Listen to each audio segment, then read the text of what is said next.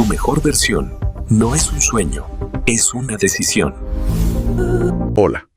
Hoy vamos a meternos con un material, la verdad, bastante intrigante. Son unos fragmentos de La religión del hombre atractivo, un libro de Luis Gerardo Cermeño Gutiérrez. Y bueno, propone una visión diferente, ¿no? Casi un sistema sobre esto de la atracción, las relaciones. Tenemos partes que tocan la confianza, la comunicación, ojo, sobre todo con uno mismo, la adaptabilidad, y también cómo entender mejor al sexo opuesto. Todo esto desde una óptica que el autor dice que es científica. Así que la misión hoy es, pues, sacarle el jugo a estas ideas. Entender qué es eso de la identidad subconsciente atractiva, la ISA, como le llama. Promete ir más allá de los trucos, ¿sabes? Como un camino para desarrollar un atractivo más de raíz, digamos. ¿Listos para entrarle? Mira, de entrada el libro pone una raya muy clara. Dice, esto no va de seducción como la entendemos usualmente, no. O sea, no son técnicas o frases para manipular. Habla más bien de cultivar una religión interna. Un conjunto de creencias, de hábitos que van formando esta ISA. El autor hasta dice que su sueño es ver hombres que disfruten genuinamente la compañía femenina, sin rollos raros, gracias a este potencial. Menciona que le metió años a estudiar científicamente por qué algunos atraen más. Es un punto de partida interesante, ¿no crees? Separar atracción de seducción. Exactamente. Y esa distinción yo diría que es el eje del libro. La atracción real, según estos textos, nace de adentro, de la confianza, del poder interno, de sentirse libre. En cambio, la seducción muchas veces, pues, viene de la inseguridad, ¿no? De necesitar esa validación de afuera. Entonces, el enfoque es el cambio interno que, según el autor, impacta no solo lo sexual o emocional, sino que hasta puede influir en la salud, incluso en lo material. La idea es como salir de esa vida normal que a veces se siente, un poco gris o aburrida. En cambio, está el concepto de identidad subconsciente. El libro hasta cita estudios. Menciona a Neurofocus, que dicen que un porcentaje brutal de nuestras decisiones, casi el 100%, 99.9999, son subconscientes. Si eso es así, pues tiene lógica querer moldear esa parte, ¿no? Para crear una identidad subconsciente atractiva, la ISA, me gusta la imagen que usa. Un castillo con 6 torres, que son los rasgos. Y las torres se hacen con ladrillos, las creencias subconscientes. La fórmula es como creencias, rasgos, ISA. Y siempre lo está comparando con rasgos beta, o no atractivos, como les llama. Y lo interesante es el cómo se supone que formas esas creencias, ¿no? Que suelen empezar con yo. El libro es muy enfático en algo. Son las acciones las que reprograman el subconsciente, mucho más que las afirmaciones. Ahí entra la diferencia entre la confianza real, basada en hechos, en lo que haces, y lo que llama arrogancia triste, que es como una confianza falsa, sin respaldo, pura fachada. Incluso dice que no hacer nada, la no acción, también es una acción. Una que te moldea, pero para mal. O sea, no hay para dónde hacerse, parece. A ver, hablemos del primer rasgo, la confianza. Usa una metáfora que se me quedó grabada, una canoa en el mar. La canoa somos nosotros, nuestra identidad, y siempre le está entrando agua, las dudas, la negatividad. Sacar el agua, o sea, actuar a pesar del miedo, enfrentar cosas, no solo te mantiene a flote. Dice que con el tiempo, la sal del agua, las experiencias de actuar, va como sellando las fugas, fortalece la canoa. El miedo a hundirse, al fracaso, pues siempre va a estar ahí. Pero el texto dice que hoy vivimos en abundancia, de oportunidades, de gente, no como en el Paleolítico, que fallar hoy, pues no pasa nada. Así literal. Pero a ver, ¿de verdad es tan fácil decir no pasa nada cuando te va mal? Es una buena pregunta, claro. Yo creo que el libro no dice que no duela o que no importe, sino que la interpretación que le damos, esa visión catastrófica, es opcional y sobre todo no ayuda mucho en este contexto de abundancia que describe. La confianza real se construye haciendo, enfrentando justo eso que te da miedo. No es solo creértela, es demostrártelo a ti mismo con acciones. Se parece un poco a eso de Alfred Adler de actuar como si, pero con ese matiz importante que ya dijiste. La intención es cambiar por dentro, no nomás aparentar para los demás. Eso sería la arrogancia triste. Por eso insiste tanto en dar pequeños pasos, salir un poquito de la zona cómoda. La acción es como hablarle directo al subconsciente. Y la inacción, esa no acción, pues nada más refuerza lo negativo, las creencias que te limitan. Entendido, sí. El segundo rasgo, se autocomunica. Qué curioso el enfoque, ¿no? Comunicarse con uno mismo. Describe como 3 niveles de impacto en el subconsciente. Los pensamientos, dice, son como gotitas de agua. Las palabras, un poquito más. Pero la comunicación no verbal, la CNV, eso es un balde de agua. La considera casi una verdad absoluta para el subconsciente. Y la clave para manejarla es estar en el presente. Hasta propone un ejercicio. Escanear tu cuerpo mentalmente de pies a cabeza para anclarte en el ahora. Exacto. Y para que veas el poder de la CNV, cita estudios, creo que del doctor Paul Ekman, con bebés ciegos de nacimiento que hacen gestos emocionales sin haberlos visto nunca. Eso sugiere que es algo muy básico, muy universal. Entonces, el libro propone adoptar una CNV alfa a propósito. Postura derecha pero relajada, ocupando tu espacio, sonrisa genuina, de esas que se notan en los ojos. La idea es que al hacer eso, le mandas una señal a tu propio subconsciente. Oye, aquí mando yo, soy alfa. Y menciona otra cosa interesante. Poder usar palabras con carga emocional, o hasta tabú, como sexo, sin trabarte, con comodidad. Dice que eso también es señal de confianza interna, de que aceptas esos temas sin miedo. Habla de una lucha constante, ¿no? Tú versus tú. Tus decisiones automáticas contra lo que quieres conscientemente. Oye, pero eso de la CNV alfa, si uno no se siente así de confiado por dentro, ¿no se verá como forzado, falso? ¿Qué dice el libro de eso? Es un punto muy válido. La perspectiva que da el libro es que la acción puede preceder y hasta moldear la emoción. No siempre es al revés. O sea, al adoptar esa CNV a propósito, aunque al principio chance se sienta raro o artificial, le estás mandando señales a tu sistema nervioso, a tu subconsciente. Y con la práctica, con la constancia, eso puede empezar a generar el estado interno que buscas. No se trata de actuar para engañar a otros todo el tiempo, sino de usar tu cuerpo como una herramienta para influir en tu propia mente. Es parte de esa reprogramación por acción que comentábamos. Ah, ok. Tiene sentido. Usar el cuerpo para cambiar la mente. Bueno, pasemos al tercero. Adaptabilidad. La vida, las relaciones, son un caos, ¿no? Todo cambia. Así que ser adaptable es clave. Vuelve a la canoa. Ya que la fortaleciste, con confianza, encuentras un mástil y una vela. Herramientas para adaptarte. Y eso te permite usar el viento, las olas, o sea, el caos, las circunstancias, a tu favor. Ya no solo remar contra corriente. Y aquí mete una idea que me llamó la atención. Ser realista. Dice que hoy, con tanta abundancia, ser realista es hasta mejor que ser solo positivo. Sí, y lo desglosa en 3 pasitos muy claros. Primero, ser realista. Ver las cosas como son, sin adornos ni dramas. Segundo, aceptar. Entender que la situación es así, sin ponerle etiqueta de bueno o malo. Me gusta esa frase que usa. Las cosas pasan. No pasan por algo. Le quita ese peso, ¿no?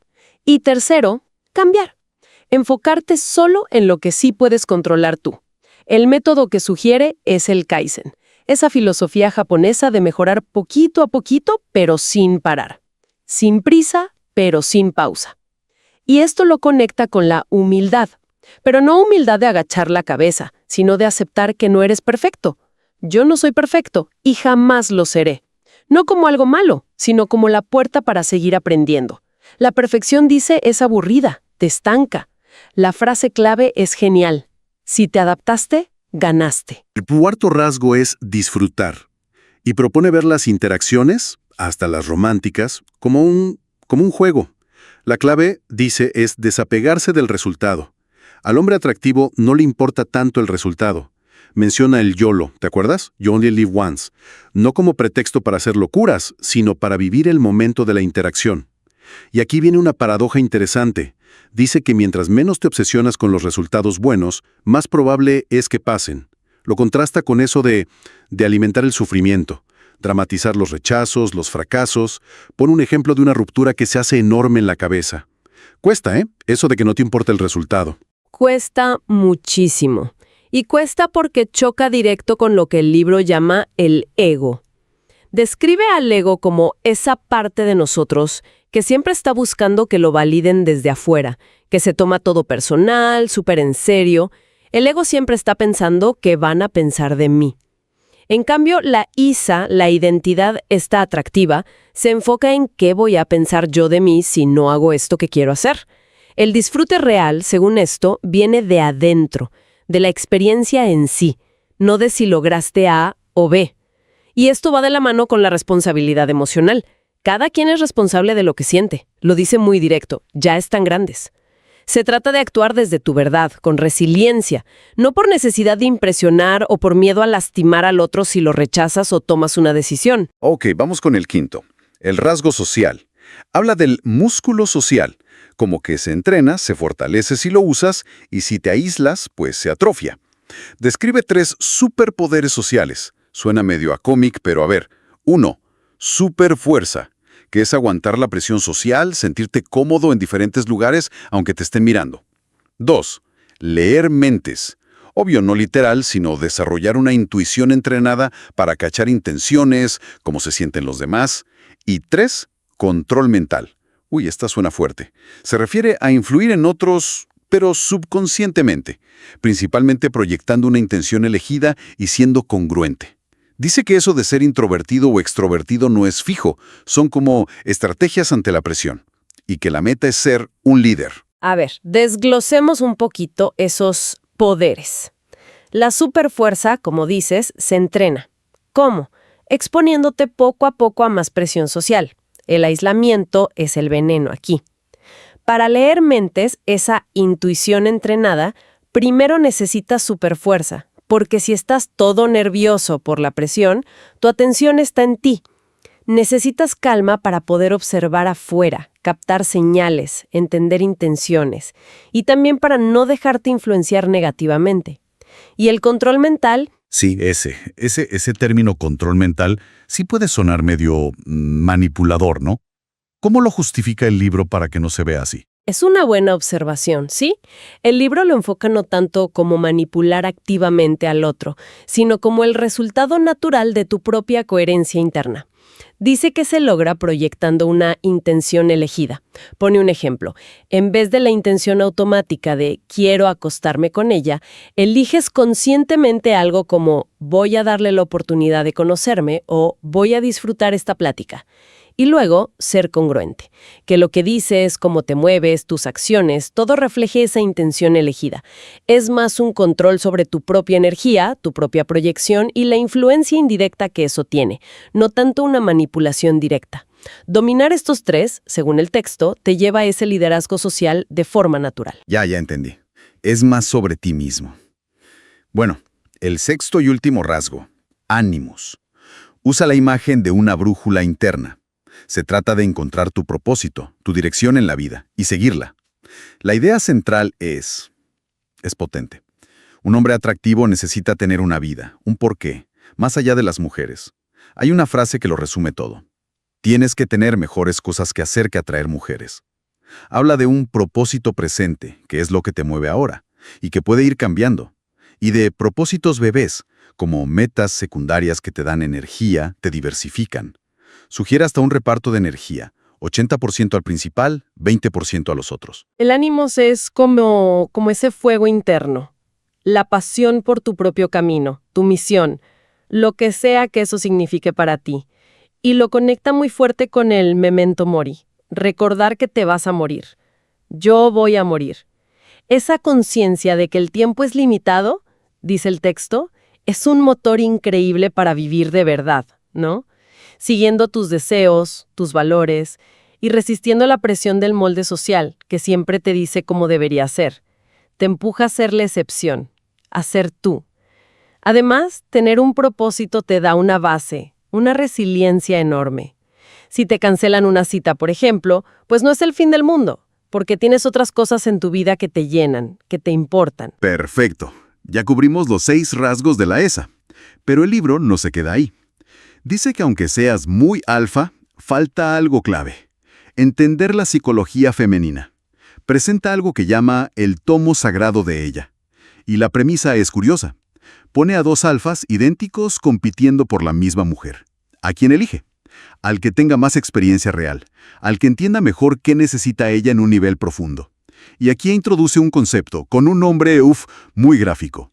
Mata a Beatriz, por Danter, ¿no? ¿Qué significa? Pues dejar de idealizar a una mujer en específico. Empezar a verlas a todas como lo que son. Seres humanos complejos, con necesidades, miedos, deseos, tan variados como los hombres. Esa imagen de mata a Beatriz sí que es fuerte. Es fuerte, sí. Y busca justo eso, romper esa idealización romántica que muchas veces no nos deja ver a la persona real que tenemos enfrente. A partir de ahí, el libro describe las 5 necesidades psicológicas femeninas. La renombra como las 5 sensaciones para enfatizar la experiencia emocional. Aventura, seguridad, comunidad, pérdida, sentir que te pueden perder y sexualidad. Y recalca un punto crucial, que estas necesidades y cómo se perciben en las mujeres son, según el autor, más cambiantes, más dependientes del contexto. El cerebro femenino se mantienen cambiantes. Esto en comparación con una supuesta mayor linealidad masculina. Y aquí usa otra analogía que llama la atención, la del narcotraficante. La idea es que si te vuelves una fuente confiable, auténtica de estas 5 sensaciones, te vuelves, digamos, adictivo. En el buen sentido, generas una atracción más profunda, más duradera. El objetivo no son solo emociones de un rato, sino estas sensaciones que calan más hondo. Y da ejemplos de cómo proveer esas sensaciones, algo concreto. Sí, menciona algunas actitudes o enfoques. Por ejemplo, aventura, pues siendo diferente, explorando cosas nuevas juntos, saliendo de la rutina. Seguridad viene de la fuerza, no solo física, también emocional, de ser coherente, de la caballerosidad bien entendida, como protección y respeto. Comunidad tiene que ver con respetar a su gente, a sus amigos, y con cómo te perciben socialmente, tu estatus, pero no necesariamente dinero, sino cómo te mueves. Pérdida se genera teniendo tu propia vida, tu ánimos fuerte, tus intereses, y la disposición a irte si la cosa no funciona. No como amenaza, sino como consecuencia de tener opciones y valorarte. Y sexualidad, pues implica aceptar y hasta celebrar la sexualidad de ella, hablar del tema abiertamente y saber cómo escalar físicamente de forma natural, respetuosa. La clave, insiste, es la mezcla y el equilibrio de todas. Vale, entonces tenemos la parte interna, la Isa, y la parte de entender al otro, ella, y cómo se junta todo en la práctica. Ahí es donde entran los puentes, ¿no? Exacto, puentes es ya la parte práctica, el cómo llevas todo eso a la vida real para conectar con la gente. Y de nuevo, la misma idea, no es seducción artificial, es la expresión natural de una Isa que ya construiste. Menciona 3 medios para conocer gente. El medio real, Sí. la vida diaria, cada cara, que dice que es la base de todo, el medio social, amigos, conocidos, eventos, y el medio digital, apps, redes, pero sí subraya que las habilidades de verdad, las importantes, se aprenden en el medio real. Y vi que presenta una estructura muy marcada, ¿cierto? Las 7 situaciones, de S0 a S7, casi como pasar niveles de un videojuego. Sí, es una forma de darle estructura al proceso, de ir poco a poco.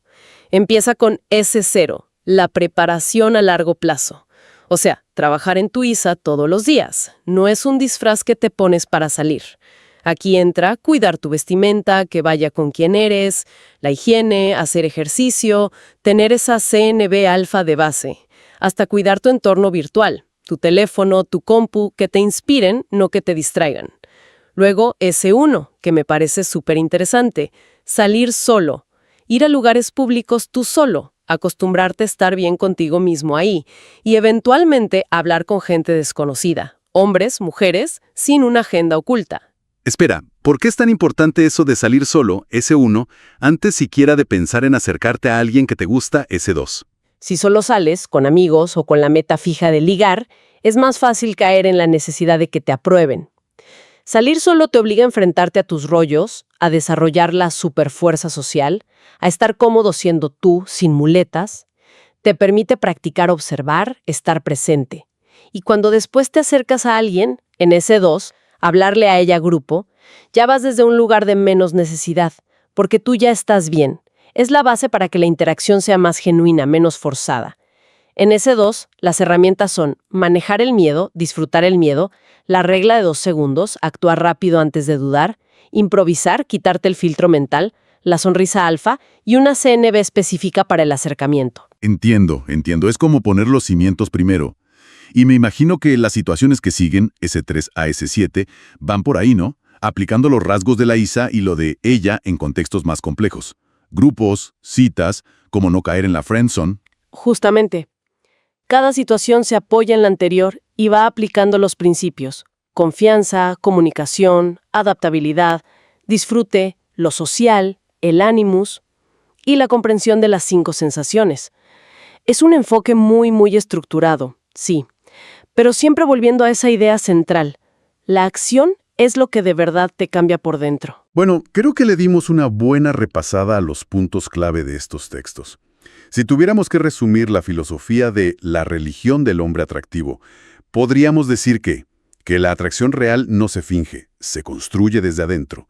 Implica trabajar conscientemente en esa identidad subconsciente atractiva, con creencias y acciones. Dominar esos 6 rasgos internos, entender las dinámicas psicológicas y, sobre todo, pasar a la acción de forma estructurada y constante. Totalmente de acuerdo. Y el enfoque, como ves, va mucho más allá de solo conseguir citas.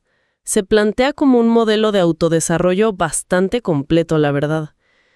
Y eso nos deja una reflexión final interesante, ¿no? Inspirada en todo esto. Si quitamos por un momento el foco de las relaciones románticas, ¿cómo podría este énfasis en moldear el subconsciente, en aceptar la realidad como es, ser realista y en la acción constante, tipo Kaizen, aplicarse a otras áreas importantes de la vida? Piénsalo. El trabajo, la salud, proyectos personales, es algo que quizá vale la pena darle unas vueltas. Hasta nuestra próxima exploración.